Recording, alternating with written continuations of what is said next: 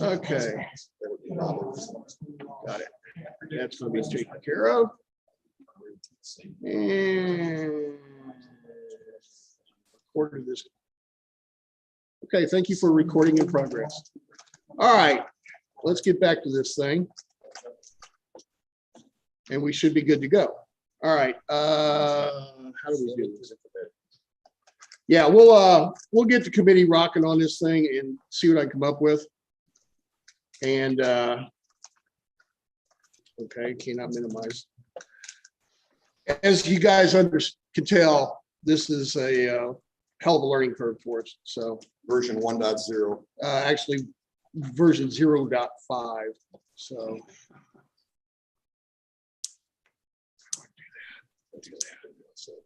Looks good here. Somehow I expected that. yeah, Craig is, yeah. I'll see. Hey, Jack, have you read all those books behind you?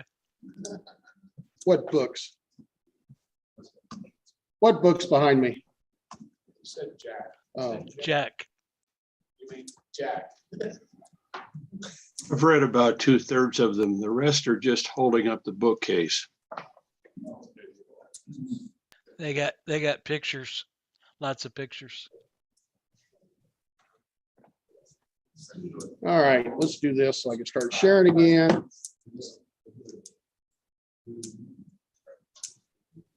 And we're going to share the screen. When did the dance girls start? I didn't see any funding from you, Mike, so we didn't pay for them tonight this month. All right. So I'll get a hold of the expedition committee and see if we can't get that taken care of. Okay, let's cover upcoming contests and the we don't have any major contests coming up in April. Missouri QSO parties next weekend, as you guys have mentioned. And Mike and Dave are going to be participating. Got a lot of smaller contests. So check out WA7BNM. That was a different font color when I made this slide. It was not blue. So the logs for the Missouri QSO party are due by May 3rd. So they give you what, a month, Mike? That's about right. Yeah. Okay. No contest, but look at the calendar for DXpedition, guys. There should be something on there that one of us need. Not only is 9 Alpha 7 Alpha or 9 November 7 Alpha Alpha active, got another one coming up, 9 November 7 Mike Kilo. And I'm going to go in a little detail. DF6 or DF8 AN is obviously spending a lot of time driving around the island or boating around in different islands in the Caribbean because he's on at least 2 of them. So, all right, let me go to the next page where I broke them out. Let's see how bad the font got screwed up on that. It didn't. Okay. So we've got Aland Islands coming up the 1st through the 9th by a German group. And it's going to be via LOTW. Whoever needed a Central African Republic, TL8 is postponed. They've had a major meningitis breakout in that country and they shut them down in Paris. They couldn't get any further. So that's on hold. April 2nd to the 23rd is the 9 November 7 by Sugar 57 Mike Kilo, and no route has been announced yet. Burkina Faso is coming up April 7th to the 20th by DK1 MAX. It's going to be holiday style, which means he'll be on when he gets done partying, which like a lot of the holiday styles have been lately. And EA5GL is handling the cards there. Azores Charlie Quebec 84 Alpha Sierra is going to be on the 13th through the 19th, and that's, I believe, an IOTA. I didn't see the info on, but I've got to thinking that I've seen bulletin that said that's one of the IOTAs. Then you got Martinique by DF8AN on the 13th through the 19th also. And he's going to be mostly CW. Maldives, 8 Quebec 7 Delta X-ray. Mike, have you heard that last group, the Whiskey Mike that was on? Did you work him? Did anybody work the 8 Queen 7 Whiskey Mikes? Greg, you did? How loud were they? Were they easily workable or did you have to? They were not easily workable, but if you got in early, then it was. Otherwise, you only had very short periods of time Okay. I didn't hear him at my place, of course. I've been moving too, so everything's kind of packed away, but even on the remotes, I didn't really get a hear of it. Norfolk Island, number one, VK9 DX is on, and he has been very active, especially on 40 meters. Craig, who is just now getting in this contesting and DXing, got him the other morning on 40 CW with 100 watts in a wire. So it's workable. And then we've got these VKs that are going to Norfolk, and they'll be there from the 14th through the 25th. And M0OXO has got an online OQRS, and it's pretty easy to do. And he doesn't ask for your monthly income to get you a card. So here's the rare ones coming up that I'm kind of looking forward to. April 15th to the 28th, the Australs. Tango X-ray 5 November. Now we're seeing a lot of Tango X-ray calls being reassigned to different countries. So we need to make sure of what country it is when they're on, and make sure. I've tried to keep the country list updated on my cluster, which is at dxc.k0xm.net on 7300. And it's really easy to keep the country list updated, but I try to keep it updated every time Jim 81C sends one out and try and get it going. Dominica, J79, once again, DF8AN. So QSL to home call there. That's on the April 19th through the 24th. Svalbard, that's one of two that's coming up. And I know there's another one coming up. I think it's JW0O. Going to be another group. I believe it's some either Norwegians or German in the other group, but this is by a couple ONs. And once again, it's another online QRS, M0URX. Kits and Nevis, B47JA. Me interrupt you. Do you know if the Svalbard guys are going to be on 160? I've heard rumblings to it. I'm not sure which group it's going to be, but they're trying. And JW7's got a station set up there with 160 antenna because he's been all over FTA when he's there. So I've heard him and almost worked him on FTA on 160, but I mean, it was a real short window. But when he was in loud. Okay. So, but I'll do some checking as soon as I hear something. I'll put it out on the reflector. Okay. V47JA is going to be the 20th through the 28th.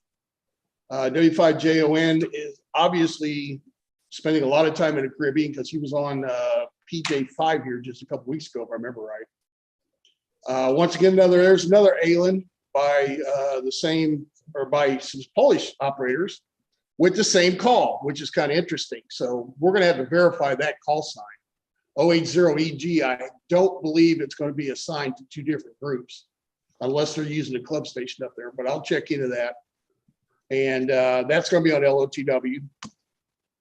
And I don't know how long it's been since we've had 2 pages of DXpeditions announced, guys, but we're at it. St. Lucia, J6, once again, DF8AN, and the call's going to be determined. And then a good one on May 28th to May 20, or April 28th to May 26th is Botswana, A25 Victor Radio.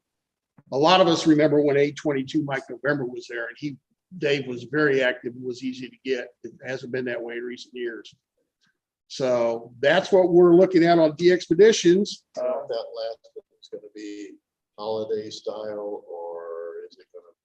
I have not heard, but I can check into that, and we will go from there. So, hey, we didn't cover the guys who are on the Zoom meeting. Who all we got on there?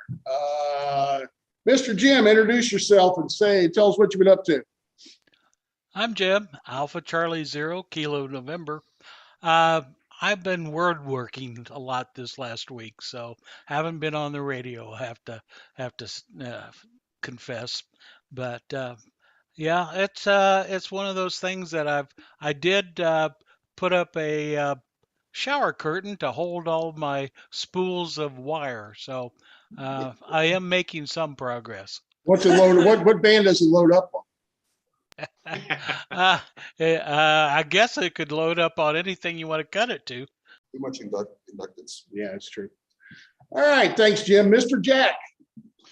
Yes, Whiskey Zero Juliet Kilo Hotel. And I actually haven't been on the air this week. I'm restoring a 1939 home entertainment console style radio. And finding parts has been entertaining, I'll say that much. But it's great to smell burning dust on the tops of vacuum tubes again. That's right. Well, Jack, thanks for dropping in. We hope to see you. I know you're in here tonight for the presentation. So if you're ready to rock and roll, we'll let you have the floor, sir. Okay, I think Wait I a can second, get there. hold on But before you do that. okay. Craig, are you in there? Craig must be in the next room. He got tired of us. All right, Jack, if you're ready, let's go ahead, and I should have screen sharing set up. Can you? I think I can activate my side of it by hitting the up arrow on the share screen icon. I'm going to try that right now. All right, let me know. Okay, let's see here. I'm going to try that. Yeah, that's pretty promising. Let's turn this into a slideshow. Maybe we will. Oh, okay. Ah, there we go. All right, can you see this basically full screen? Looks pretty good, Jack. Okay. A few months ago in QST, there was a review of some products along the lines of this peculiar niche in amateur radio, and it mildly interested me. And someplace along the way, the bug really bit, and I decided I had to have one of these. So this presentation is basically about what I've discovered along these lines. I'm quite amazed with this particular product, which actually sells for only, it's a transmitter, and it sells for about $140. And along the way, I'm going to talk to you about WhisperNet. Open up first by just saying a few general words about what a radio beacon is. Basically, it's whatever you want it to be. And then say a little bit about my installation, and then show you a few results I've got so far from actually structuring some experiments using it. It's actually quite remarkable what the reach of this little thing is. So what's a radio beacon? Well, it depends. It can serve just about any function you want. What's characteristic of it is that it broadcasts but does not expect a reply. In fact, it has no way of handling it per se. So it's a radio transmitter and antenna system that periodically broadcasts messages that can contain information like the beacon's power, its location, its identifier, its call sign. And one we generally know, of course, is WWV, which also broadcasts time. Well, WhisperNet is actually a combination of radio beacons and reporter stations. It's worldwide. The beacons themselves are typically quite low power. They tend to run less than 250 milliwatts, but I don't think there's any hard definition of what low power is. I've actually seen reports on the Whisper web pages of transmitters that are transmitting someplace upwards of 5 watts. But I think that is not very sporting. You know, we're really trying to get down in the noise and see whether we can still pull the signal out of the soup. The primary objective of WhisperNet is to help characterize low power radio propagation for radio amateurs, as you well know.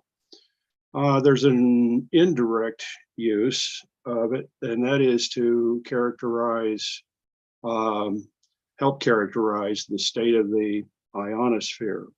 At one time, there used to be, and maybe still is, a US government funded site that used a kind of beacon to do ionospheric studies, but that was a very high powered thing. The last I heard, it was on the chopping block, and it may not even be operational anymore. Whisper operates at the other end. So Whisper beacons operate automatically, and they transmit 3 things: their power, their location, and their identifier.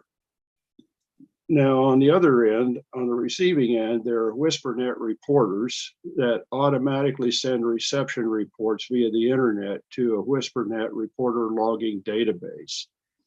And the database has some fairly sophisticated query capabilities, which can be tapped into by registered users. And registering for this is just a matter of filling in a few minor things in the form.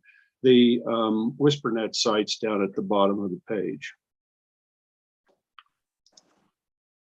So to get a little more particular here, I'm going to go start at kind of a general level on what my beacon transmitter is, and then show you a picture of it. I'm going to pull off its skin and show you what's just under the hood.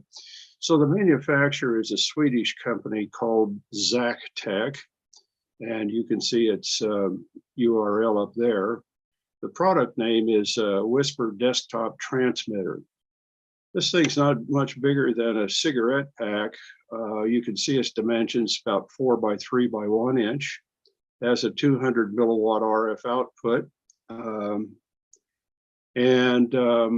You can program it to broadcast on any user selected subset, and I mean multiple bands in succession, not at the same time, in the 80 to 10 meter range. It appears at one time there were ZACTEC products that could actually go down to the 160 meter range, possibly even lower. And also I think up in the VHF range, but I haven't seen those products advertised. It's just that the user interface, the software that you use to program this thing, strongly suggests that those capabilities exist. Or maybe it's like really good software. People believe that it works, but it really doesn't have those features. I'm not sure about this. In any case, this transmitter can be operated under computer control, or it can run standalone. I'm located in Lawrence, Kansas at grid identifier EM28, by the way. And when I use it, I typically program this beacon to operate standalone with 2-minute transmission segments on each of 40, 20, 15, and 10 meters in succession, followed by an 8-minute wait. And this pattern repeats indefinitely until it's stopped by the user. Just a side comment, I don't think it's smart to turn one of these things on and then never turn it off. That just adds clutter. So I try to limit my investigations to periods of 24 or 48 hours. I have a very modest antenna system, so I'm going to talk a little bit about this. This particular product's pretty well known. It's an MFJ end fed. It happens to be the medium power version of this. There's actually, I think, a low and a high powered one. And it can, without additional antenna tuning, directly operate on 40, 20, 15, and 10 meters. You can actually do some stuff on 30 and 17, but you probably will need an antenna tuner to do that, and the manufacturer says. So it's just a wire antenna. Impedance matching at the feed end is done by toroids. The antenna is located about 10 meters above ground, so about half wave above ground on 20 meters in particular. My transmission line is whatever I could cobble together out of my odds and ends box. So viewed from the transmitter to the antenna, there's about a meter jumper that has an SMA connector on one end and an SO239 on the other. So it's a 50 ohm jumper. And following that, about 3 meters of 50 ohm coax. And then there's a fast gas discharge lightning arrestor in there, just so that I don't perform some of Tesla's more interesting experiments right at home. And finally, there's about a 13-meter run that goes up and terminates at the antenna feed. This is a very modest antenna. Just to give you some idea, the installed antenna system standing wave ratio measured on a Rig Expert antenna analyzer is less than 2.1 at the manufacturer's specified resonant frequency on each band. And it presents about 52 ohms to the transmitter output. So the match is pretty good here. Okay, so here's a picture of the Zactec Whisper desktop transmitter with the lid off. And I'll actually walk through the modules in here, but very quickly, there's a microcontroller, an Arduino, that is programmable through an external connection through a USB port, actually over here. And this is the brains of this system. There's a 2.5 part per million TCXO that's involved. Basically, the output of this guy under the control of the microcontroller is roughly a square wave that's amplified by a 3/10 watt wideband amplifier, and the output of that goes into some switched low pass filters. And then to remove the VHF harmonics in there, some extra filters right in here. And finally, there's the RF out for the antenna. On the right-hand side, I happen to mention this programming port, and it's also a power port. This guy has to have GPS in order to do accurate timing, and the GPS module also provides locator information, so it automatically fills in your grid location when you fire it up. And you can watch, if you're running this in not connected to a computer, there are a couple of status lights that tell you what the unit's doing at a given time. These turn out to be very helpful if you don't have it connected to a computer. So to reiterate some of this, the Arduino firmware encodes Whisper packets at a high level of abstraction that consists of a beacon ID, a beacon location, and beacon power.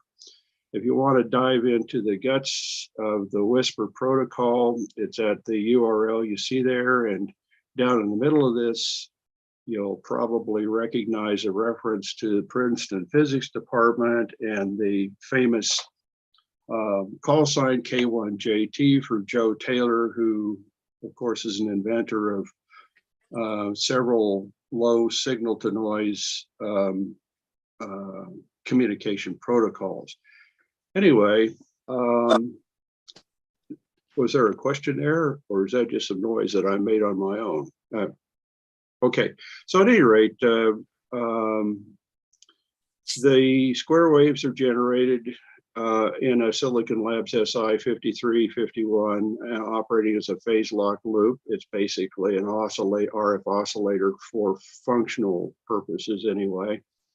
The reference clock is an Abricon Astix H11 TCXO oscillator, and it has a 2.5 part per million stability. This is very important because this is basically a synchronous protocol, so it makes a huge amount of difference on the receiving end that everything basically comes in, that the square waves, as it were, rise and decay about exactly when they're expected to. And the output from the phase lock loop is a square wave amplified by a line driver IC. And that's got some shape and harmonics issues in it when it comes out of that line driver, but now it's been boosted up to probably on the order of 250 or so milliwatts. So then there are 4 low pass filters and an extra VHF suppression low pass filter. And the harmonics are significant here. So that's why the VHF suppression filter is sort of the last thing out of the gate. And an onboard GPS module, it's actually got pretty high functionality, automatically acquires the satellites that are needed for this operation and determines the transmitter's location. So here's what it looks like at the user interface level to configure the transmitter. I won't spend a lot of time on this, but yeah, I won't spend a lot of time on this, but basically you can configure all kinds of things, the bands you want, the durations and so on. If you want, you can monitor its transmission. This guy here tells you how many satellites you've acquired. It's actually kind of a neat as-L plot of GPS satellites. This tells you a little bit about signal quality. So that's the software that's running on your computer when you're configuring the transmitter. Here is a typical 24-hour reporter distribution map. This is directly off of the WSPR site itself for my system about mid-February 2022. And you can see that there's just a pile of reporters in the US. There's one hanging out here in Hawaii, one up in Alaska, a cluster over in Europe. A couple of these things are sitting over here in the Canary Islands, a couple in Brazil, one in South Africa, and down here is somebody in New Zealand. But this is kind of characteristic of what I see from this system when I run it for 24 hours, well, at least at mid-February. Out of all this pile, I happen to get something I think is kind of interesting. This, by the way, is just a slightly reformatted WSPR reporter logging. The timestamps on the 16th. This is GMT. I'm the sender. It's on 20 meters. Signal to noise is minus 15 dBm. The reporter at least thought there was zero drift. That's me, of course, in my grid location at 200 milliwatts. And the reporter down here caught my eye and I thought, I wonder what that really is. And then I looked at this and I looked at this, and this is a number of kilometers that this reporter is away from my site, 13,890 kilometers at azimuth, measured at my site of 156 degrees. The mode is just a protocol indicator. It turns out this is a German WSPR reporter operating at a science station in Antarctica, and hence the incredible distance and nearly somebody who's nearly due south of where I am. So that was a fun one. It just popped up. This guy actually has a web page on his site, and parts of it have been picked up by DX News and reproduced, so you can find it there if you want to dive into it. I was a little curious about where there were some directional bias in my signal, at least in the far field, and I wrote some software, thought maybe the antenna itself might induce some directional bias. But I analyzed 30 daes of WSPRnet logging records from my beacon and couldn't detect any directionality. It's almost like this is an isotropic broadcast. Okay, there's a whole raft of experiments if you really want to dive into these and never be heard from again that you could perform. You can do all kinds of things looking at distributions of time, distance, direction, and beacon power. And if you add in some information about the interaction of the ionosphere with radio propagation, you can do all kinds of things with measuring reporter sensitivity, et cetera, et cetera, et cetera. And that is the end. Okay, any questions? Thank you, Jack. Appreciate it. What frequencies? Pardon me? What precise frequencies are you using? I don't know, but they're identified on the WSPR site. They are reserved by specific convention and by specific convention, and you can see them listed on the WSPR website. I don't know the full list. It's one frequency in each of the amateur bands that are covered. Good question. How are your signals received and reported? I'm having a little feedback problem. Could you state that again, please? How are the signals that you transmit received and reported? Okay, well, they're received by special purpose reporter receivers. The reporter receivers have to be able to do a small set of things, but fundamentally they've got to be able to assemble a reception report that conforms to the WSPR conventions. And I showed you an example at least in ASCII form what those things really contain when I showed you that Antarctic one. Now, these WSPR reporter receivers are typically, I think probably invariably, connected to the internet, and they automatically send the logging information to WSPR Central, which then sticks it in the logging database, and that closes the whole loop. And I don't know specifically how long the WSPR logging site retains these things, but I know that it's at least up to a month, so you can actually look at data over an entire month. The number is, the upper limit that you can actually retrieve on a query is 10,000 records at one time. I'm not sure anyone would want to do that, but I just mentioned it in passing. On your chart, didn't see any recordings or reports out in JA land. Do they just not do that? Or I would think that. No, they do it. It's just, this has to do with a couple of things: the nature of the equipment involved, and of course the radio propagation characteristics and so on. I have in fact looked at the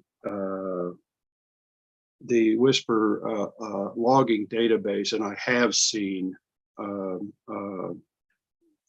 I've seen stuff from all over the world. You'll also note that there's nothing in there from Russia, although regularly I've noticed even I get into Russia. When I showed what I showed you was just a single, 24-hour slice that I happened to pick up, and the distribution of receivers in there is pretty much what I tend to see, or have tended to see, since I got this equipment in about mid-February. Well, the problem is trying to find something that is sort of representative, but of course it can't be entirely that, or we'd have nothing but a big blot across the entire map. So what I put up was something that I often see. Okay, any other questions? Reason why when Jack approached to do this, I've seen a lot, 5 Tango 5 Papa Alpha is getting real heavy into WSPR with the beacon so that he could tell his, get a propagation estimate on what's open to what band. Of course, Johannes is on all the time anyway. Sure. And we're starting to, we've all got in our mind that how the propagation follows the sun and all this other stuff. Well, Right. We're looking at 2015 and 10 starting to open up. So we're going to go back to the old adage of sun's going to follow the sun, Europe in the morning, Pacific in the east. Well, we found with digital modes that they sit there and they hear that and they say, here, hold my beer. I'm going to dump all over that propagation model, because you'll get anything you want whenever you want. I mean, there have been guys working Indonesia and deep South Asia on 15 and 12 at 9 o'clock in the morning on our time on 15 CW. The propagation has just been going crazy lately. So this may be another tool that we could use to figure out what's open where and when. So it's just a possibility to put in this Swiss Army box and go from there.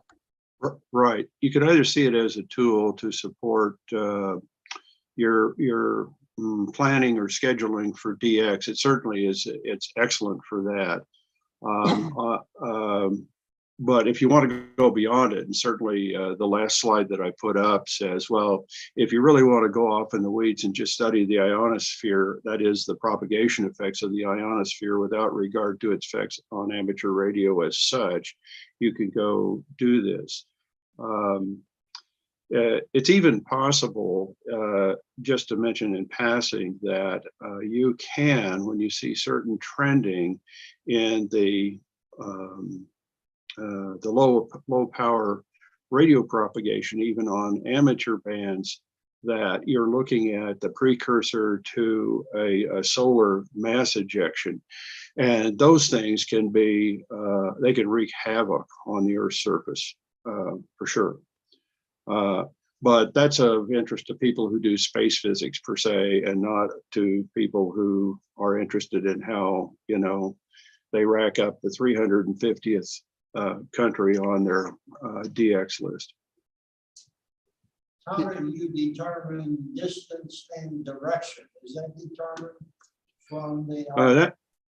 Yeah, actually what's that's done by the WhisperNet logging data software. It does that computation. It has the grid, it knows the grid location of the receiver, and it knows the grid location of the transmitter. And that's enough information to determine the direction and distance of the receiver from the transmitter. Well, I mean, you need an Earth model, but presumably that can be obtained in a lot of places. So it's determined by the identification of both the. Yeah. They're just looking at the grid identifier. So they've got the grid identifier for each of the receiver and the transmitter. That can be translated into coordinates roughly on the surface of the Earth, and then you can compute distance and direction.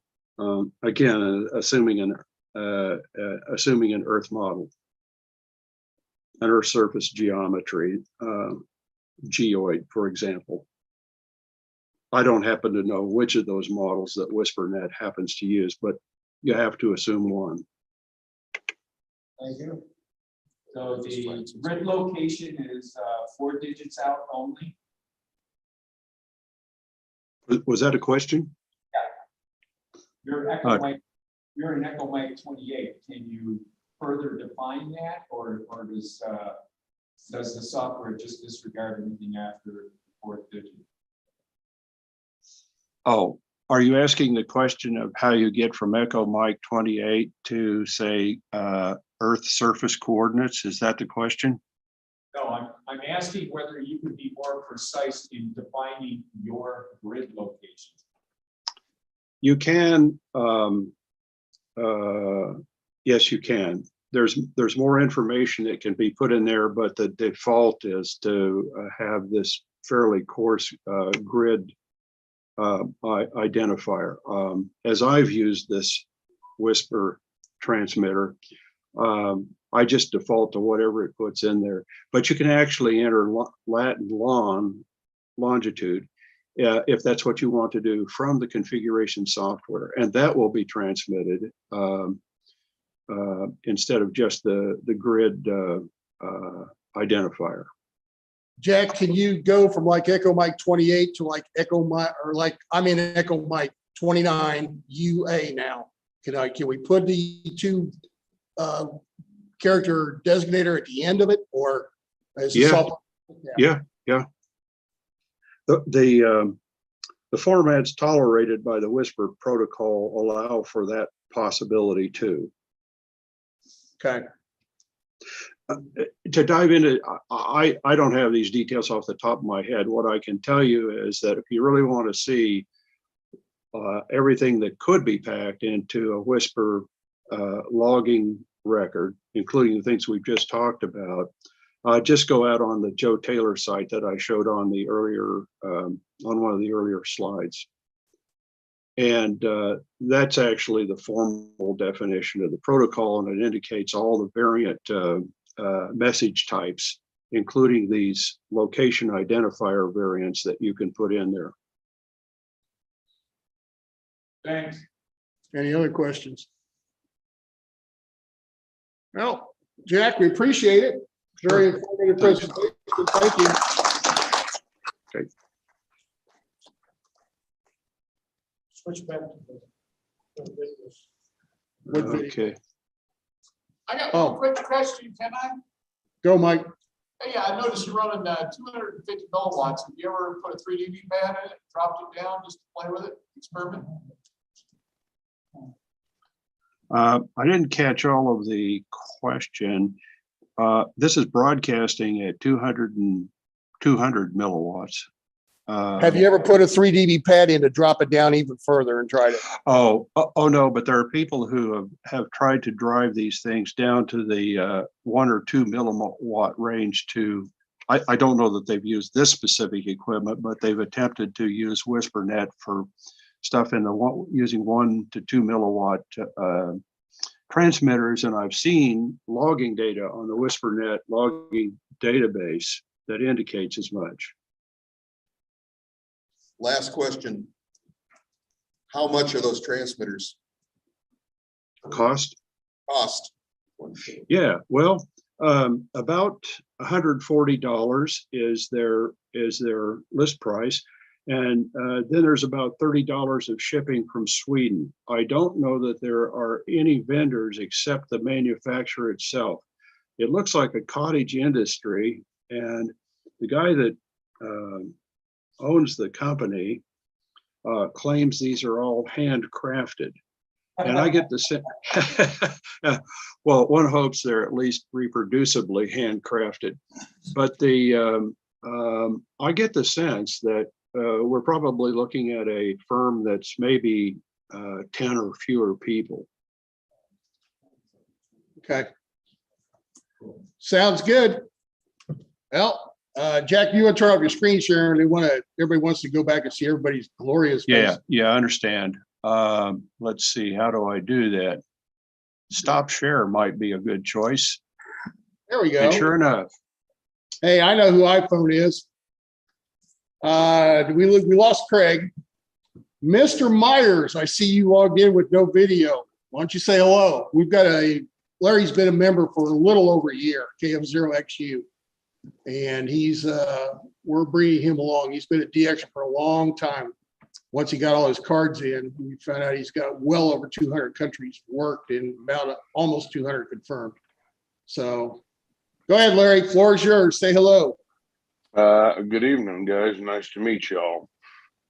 Sorry I didn't make it to the meeting, but sure is nice to meet everybody. And I see somebody snuck into the room. Hi, Dennis. What's been going on? No, don't do that. Doing well, thank you. We've been doing lately. Haven't been on here. You get on here. Okay. That's how you work them.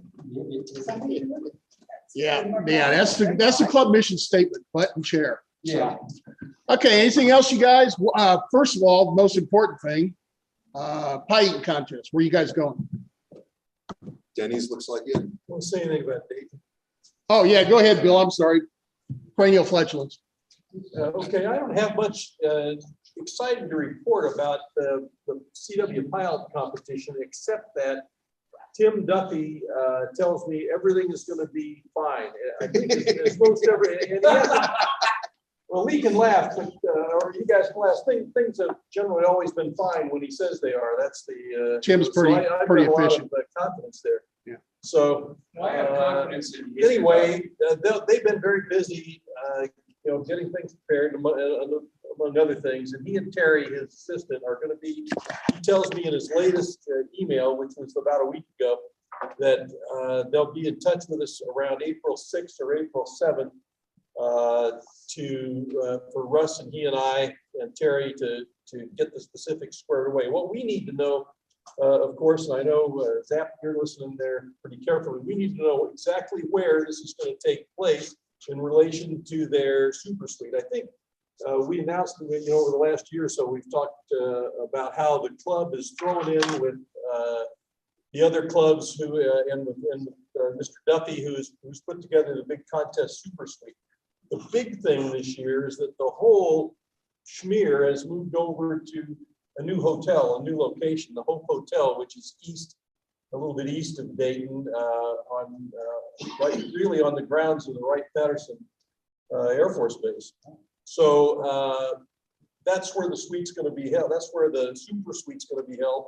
That's where Contest University is going to be held. That's where most of the contest guys, DX and contest guys are hoping to be.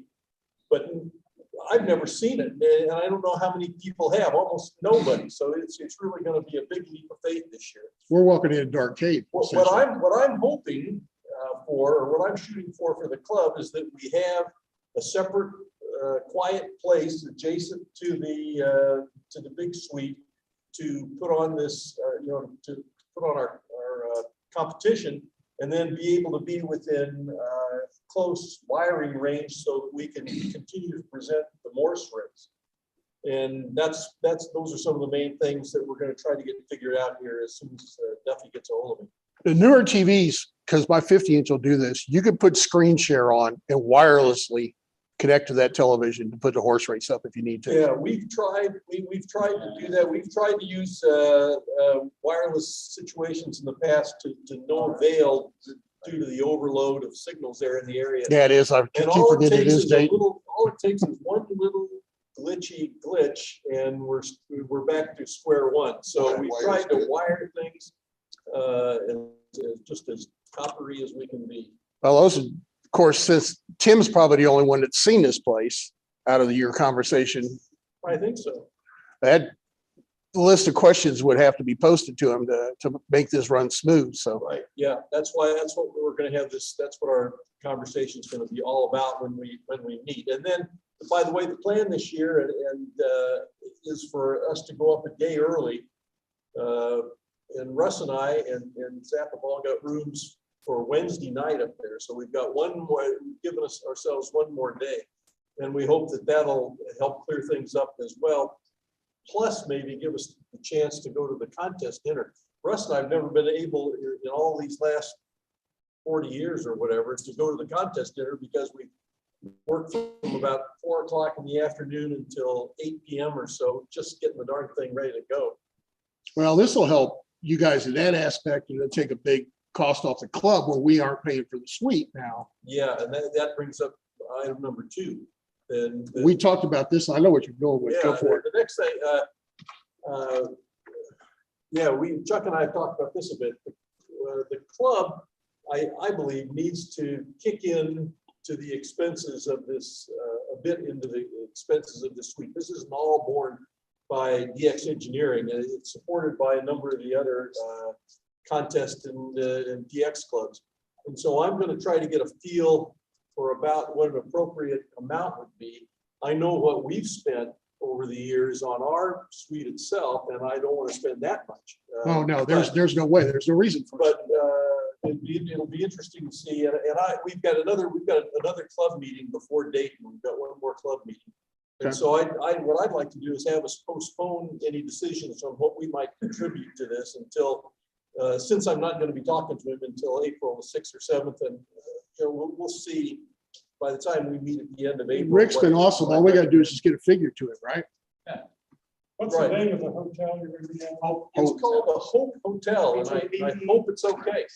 We hope it's got enough room and we hope it's modern. No, I can answer some of those. It's brand new, number 1. So, yeah, it's mine. Number 2, it's about a third the size of so right, sold out before we went online. Okay, but he rented out the entire hotel, so the whole hotel is going to be. But I have a couple of questions. Booze or no booze? Oh, but yeah, it's a good question. I'm not averse to forking over money at all. That's fine. You know what we paid in the past, so. Right. Well, the way things in his suite have worked, as you know, in the past, it's been kind of a cash bar. And then some of the clubs have kicked in for pizza as the night has progressed.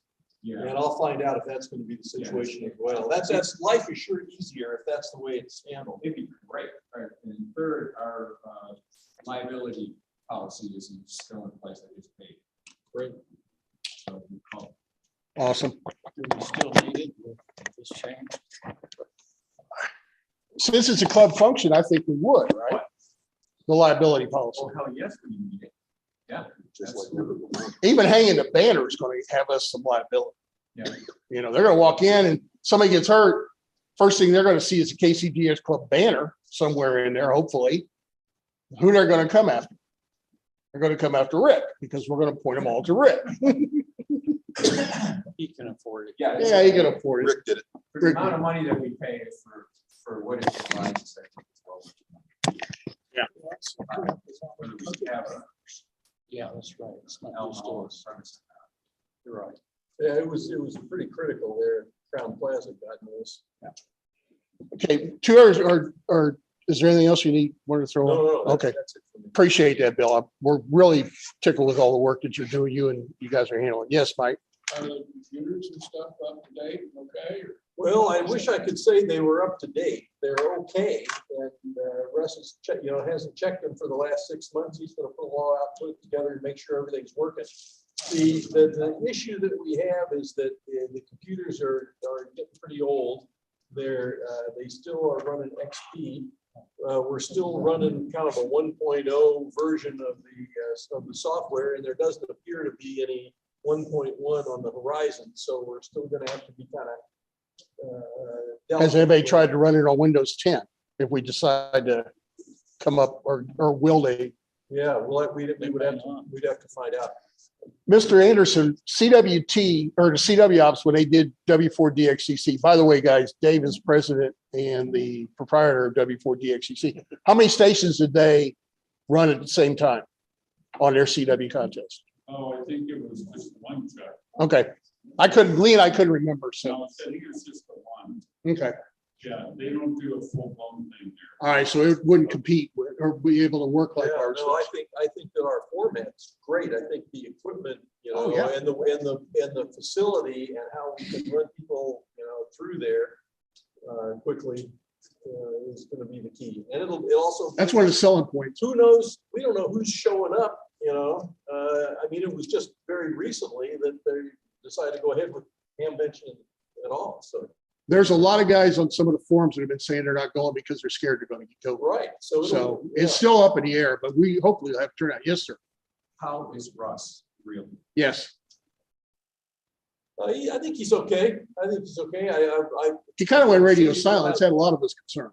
Yeah, he has been a little bit quiet. I'll keep you all posted. I think everything's fine. Okay. Okay. Okay. I heard him on this weekend or before that. I had lunch with him on Tuesday. I think it was Monday or Tuesday. Okay. Friday, maybe it was last Friday. I don't know. Okay. 2 other things. Number one, we've talked and people have approached me about club apparel, hats and shirts and stuff like this.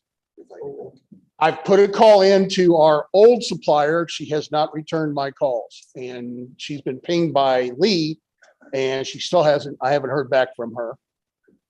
And what was the other thing I was going to cover? The club apparel. Oh, the panel that Mike got from Bagali, the Kansas City DX Club logo, will be available to our members. And that's about $165 for each one of them, I think. $265. I'm sorry. Yeah, it's real nice. It's a Bagali sculpture. Bagali, I did not. Yeah. Give me two. Simplex Professional, I think it was.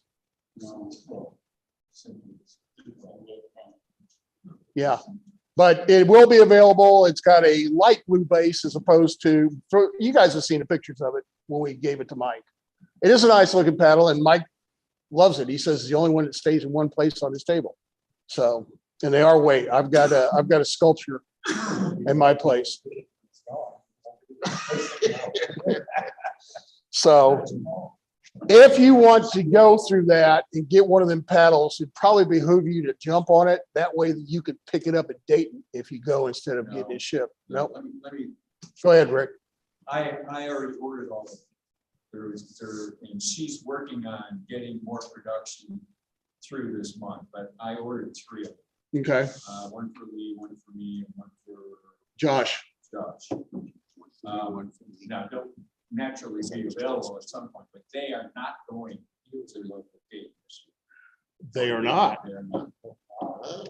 She's too afraid to bring Papa with COVID and stuff like that. She doesn't. That's understandable. It's. They're not able to call. Okay, So I have seen. That's what I was. It was weird. Okay. Anything else, you guys? Yes, Mike. I guess that brings up another question. Is the club solicited gifts for the, pilot contest, prizes? We have, but we did it 2 years ago and we still have them. So we've got plenty of prizes, so we're covered. We're covered well. Okay. That answers that. Okay, guys, I guess Denny's, and I thank everybody for coming out. I'm glad we all survived. Yes, Mike. You gotta introduce Ed. I'm sorry, Ed. Forgot you over there all quiet and everything. Why don't you go ahead and tell us what you've been up to, Ed? AI60 is a new member too. He's one of our de-expedition committee. Where's the Denny's? 150 Metcalf. 150. Go ahead, Ed. That's all right. That's all right.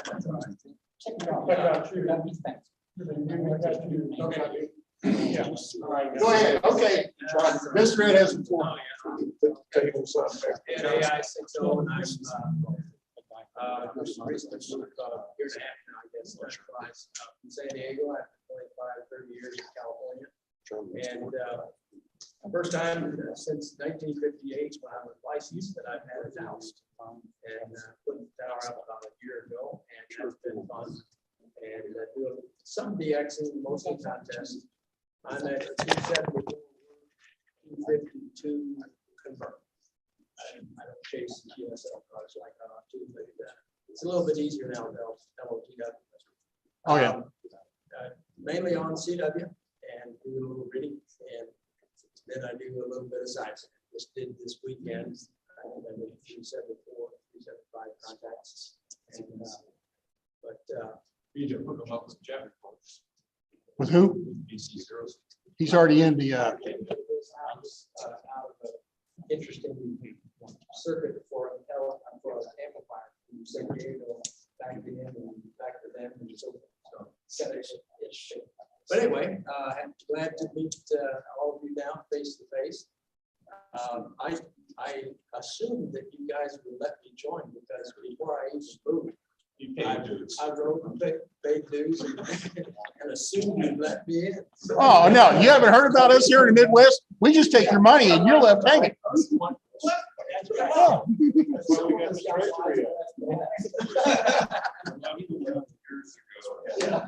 Well, welcome to the club. Welcome to the area. Ed. We look forward to seeing you more. So, okay, anything else? Mike? Well, Dennis talked and I got him covered. Well, that's enough out of him. And I don't know where we're going to give Craig back. Thank you. All right. Yep, guys, we're getting pretty close. Got 8 minutes to get everything cleaned up and out of here. So adios, everybody online. We'll talk to you all next month. Everybody's going, Dennis. Chime in. Your All phone. right.